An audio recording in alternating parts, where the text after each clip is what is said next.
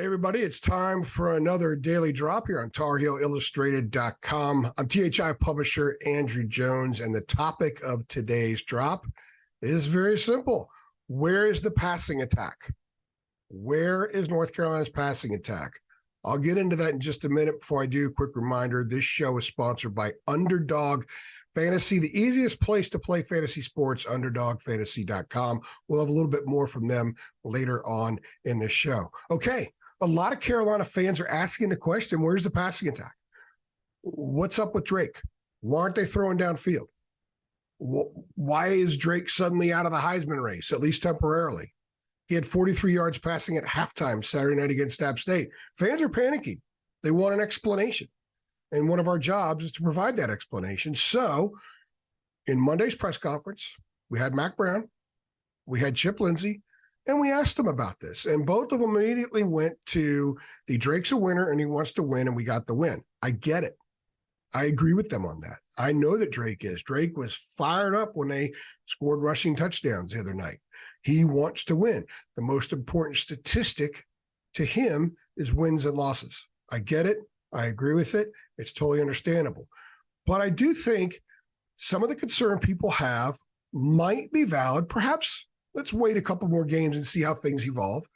But when he has 43 yards passing at halftime and he's 9 for 12, and he throws 30 passes in the App State game, and 23 of them are 9 yards or less, only 3 or 10 yards or more, which is a significant departure from last year.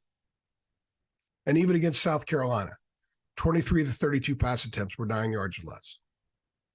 I understand why people are concerned. So the question was, with Drake the other night and with Chip and Mack on Monday, what did they do? Did they take that away? Why was there so much short stuff? And the short answer, I'll go ahead and give to you a minute and give a little bit more information about that and discuss this more at length. But before I do so, let's go ahead and hear a quick word from our sponsor, Underdog Fantasy. I'm very excited to announce our new partnership with Underdog Fantasy. We decided to partner with Underdog because it's the easiest place to play fantasy sports, and it's also the fastest growing fantasy app in the industry. Now, Underdog Fantasy has a lot to offer, including their Pick'em game. And in Pick'em, you pick whether your favorite players will have a higher or lower stat total in this week's game for a chance to win big. It's so easy to play. Just pick 2 to 5 stats of your favorite players and choose whether they'll go higher or lower. You can 20x your money by going 5 for 5. They also have a Best Ball Mania. If you think you know football, definitely need to check this one out. This year's Best Ball Mania has $15 million in total prizes up for grabs, with the winner taking home $3 million. So sign up today with promo code HEAL and get your first deposit doubled by up to $100. Visit UnderdogFantasy.com or find them in the App Store. And don't forget to register with promo code HEAL, HEEL, to get your first deposit doubled up to $100. You must be 18 plus and present in a state where Underdog Fantasy operates. Terms do apply. And if you are concerned with your play, call 1-800-522-4700 or visit www.ncpgambling.org. Back to the show. All right, before I go a little bit more into the explanation, let me just throw some numbers out there, because this kind of validates a little bit about what people are concerned about, because these are atypical numbers from what we've seen from North Carolina in recent years from a passing standpoint, and certainly not what anybody expected 2 games in with Drake May behind center. So the Tar Heels are number 24 in the nation in total offense. They're averaging 482 yards a game. That's pretty good. I think this, given they played an SEC team and a solid G5, it's probably not going to go up much against a good Minnesota defense, and then they got Pittsburgh. So we'll see. But I do think this is an offense, when you look at the personnel, should eventually be over 500 yards a game with a lot of that passing yards. They're 9th in rushing. So everyone's like, hey, guys, they're running the ball. They ran for 300 yards the other night. What are people complaining about? I get it. But this isn't about so much the rushing. It's about where is this team in a passing perspective? Because the guy who ran for 234 against App State had 37 yards on 16 carries against South Carolina. So until we see consistency from British Brooks and or Omarion Hampton, I think people are still going to wonder if the running game is going to be there every week. The passing game should always be there, regardless. I think people believe that, and I think there's a lot of truth to that when you have a possible first-round pick in the NFL draft as your quarterback and you've got talent running routes. They're 66th in passing. 66th. Drake, he's 50th in passing yards per game. He's 64th in pass efficiency. His NFL rating through 2 games is 91.9. His NFL rating last season was 109.7. So what is it? What are some of the issues here?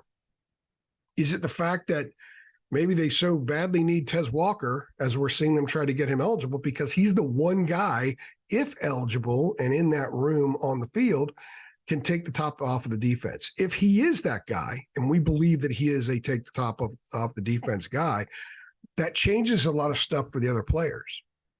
That changes how Carolina can be defended. He can beat guys, and he can allow better matchups for some of the other guys that are out there. But let's say for the sake of discussion, they're not going to have him, because right now they don't, and they haven't through 2 games. A year ago against App State, they didn't have Antoine Green or Josh Downs, and there were no issues. None. Drake threw for 400-something yards. Carolina scored 63 points. Pacor scored a touchdown. J.J. Jones, he was throwing to the tight ends. He had the great pass and catch to Nesbitt right toward the end of the first half. I mean, it was prolific. Everybody knows that. But it was not prolific the other night. It just seemed to me, and a lot of others, like there was something not fully clicking in the pass game, which is why there's so many short passes. So one guy who I talked to earlier today said, AJ, if you have Steph Curry, you don't post him up in the paint. He's a 3-point shooter. I think with May, you've got to be able to hit those deep balls. You got to be able to throw some of them. If you look at last year, 56 of his pass attempts last year were inside 10 yards from the line of scrimmage. So far this year through 2 games, it's 75%. Is the fact that they don't have Josh and Antoine a big part of this? No, because it didn't affect it last year. The numbers were not affected at all by not having him in the games they missed last year. Is it the Walker factor? I don't know. If it is, it shouldn't be anymore because he's not there. And they're probably not going to have him this year. So they got to figure out a way to be able to extend, to go vertical more than they've gone vertical. Because I'm not sure they're going to be able to run the ball the way they did against App State, against everyone. British had a good game against South Carolina, but nobody else did. And they're going to face good defenses moving forward. This weekend against Minnesota, that's a club that could take that running game away. If they're strong in the middle of the defensive front and a linebacker, and they make their fits, and they're going to cause Carolina to bounce. Carolina's better right now running the ball tight instead of turn the corner. Omarion doesn't turn the corner like Michael Carter did. He can get through the middle. He can get through between the tackles, get in that second level, make guys miss, and he can run people over, and he can dash at that point. And the receivers have done a nice job blocking. But if Minnesota takes that away, Carolina's going to have to throw the ball to win. And that should be the mission every week. They said, well, they took it away. Well, a lot of teams are going to try to take that away anyway. They got to find a way to go vertical. They got to find a way to use the magic arm of what Mac said. It's one of the greatest players he's ever seen in college. One of the greatest he's ever coached, and he's coached a bunch of mega stars. I know they're downplaying it, and they have to downplay it. And I'm not questioning their approach. I'm just wondering when we're going to start seeing this. I wonder how much of this is stuff just not being in sync yet. I wonder how much of this is, if they run well enough, deep enough into the season, teams change how they play them. Maybe they start loading more guys in the box. Because British and Omarion are pretty bruising runners. And then is that when they strike? I think when you have a guy who's a possible first-round pick in the draft, you got to strike. Carolina needs to demoralize the opponent who tries to take that away and can't. And then you've also got that run game. And that's how you become an explosive, prolific offense like this group can become. Now, they're going to get Nate McCollum back this week, but he's a slot guy. I don't know how much he could take the top off. Maybe having 2 slots out there with Pacor as well, maybe they'll be such a nightmare to cover. That'll open up more of this stuff. We'll see. Because otherwise, they've been pretty healthy at receiver. J.J. Jones could get down the field a little bit. Gavin Blackwell, Andre Green's still learning. Doc Chapman didn't get on the field the other day. Chris Culliver and Christian Hamilton, Paul Billups, those guys are still learning. So they are what they are. And they got to figure out ways to go vertical more. When they do that, and they're running the ball well, this is going to be a powerful, powerful offense. And this team will have a chance to reach all of its goals for this season. If you like the idea of Carolina going vertical with its passing game and Drake airing it out some, and I'm not talking about the bomb, I'm talking about going vertical, making defenses move and get that ball downfield, get it into playmakers' hands and let them do stuff. If you like that idea and you want to see that moving forward, go ahead and click like on this video.